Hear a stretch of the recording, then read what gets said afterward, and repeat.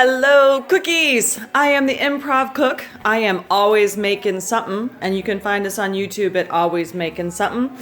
Today we're making sweet potatoes, and we're going to do it a la hash browns. We're going to slice these sweet potatoes thin into strips and make a sweet potato hash.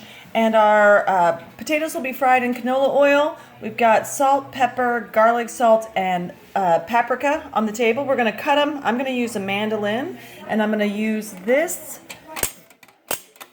setting, which is going to give me a julienne. If you do not have a mandolin, use a large chef knife, and then cut through those potatoes to make them about 1/8 of an inch thick.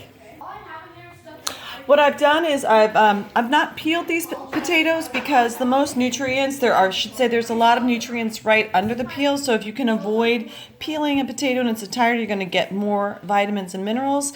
I'm going to cut those spots off with a knife and then put them through the mandolin. I've got my maxi cut gloves on. I've got the julienne setting. These are coming out about 1/4 of an inch thick. So of course you know that how thinly or thick you slice your potatoes, that determines your cook time. So if you want to spend less time washing these over a pan, slice them thinner. And if you need a half an hour or longer, slice them thicker if you're trying to time your meal to come out together. So these are going to go into our pan with canola oil as the next step.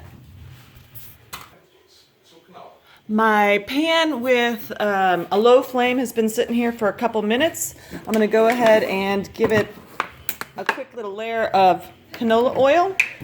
You do want to pay attention to the oils you use, and canola is an unsaturated, and so it is heart healthy. You can see that water is, that's not water, that's oil. The oil is warm. When making a hash like this, you do need to make sure that your potatoes are in a single layer. Otherwise you're going to have soft potatoes with absolutely zero crispness. So we're going to do this and turn the heat up to medium high.